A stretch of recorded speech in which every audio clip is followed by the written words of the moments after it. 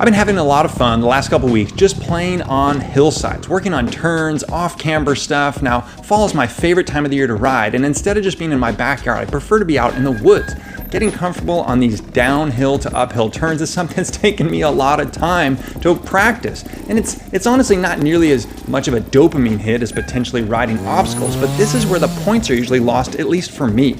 So I've been trying to get better and better hillside turns, and one aspect of this that's contributed is getting my body position right. Now, Ray Peters is a big advocate of practicing one-handed turns, and I can tell you that this has really improved my ability to ride and properly weight the pegs.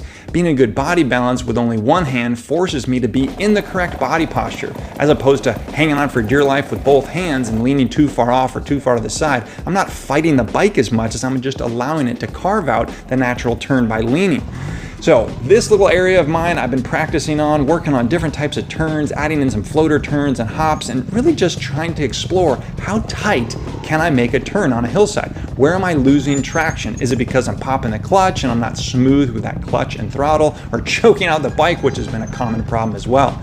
Now, getting a better feel for what the bike's gonna do and exploring that range of choking it out, stalling it versus losing traction, spinning, dabbing to the inside is something that it's just taken a lot of time. But this is really where I found a benefit in just getting out in the woods and practicing, playing around with it, having fun.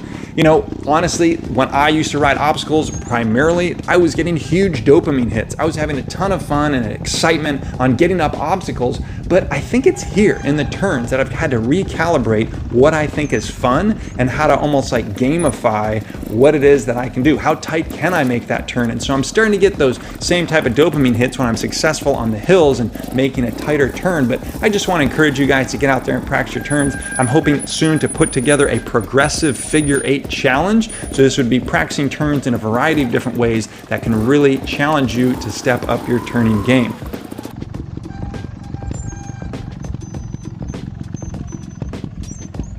Now, members of trialsprogression.com, I have heard you. We are going to be doing a deep dive looking at turning off camber turns, really breaking it down so that you can be more successful at that. Lessons on those coming up next.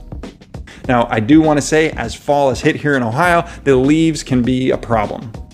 I imagine some of you might say, just ride through the leaves, but sometimes there's sticks and rocks under there and it just causes some problems. And in fact, I've never really ridden an event where there's that many leaves. So this handy little rake is something I want to share with you guys today. I'm not making any money on this, no affiliate links. This is just a nice tool that I have found to be easy to take into the woods because it collapses to be so small. I'll go ahead and drop an Amazon link below, but as you can see, this is just a product that I think is worthwhile. I wanted to share with you guys, and I should have some additional product reviews as we move into that holiday gift-giving season. Stay tuned.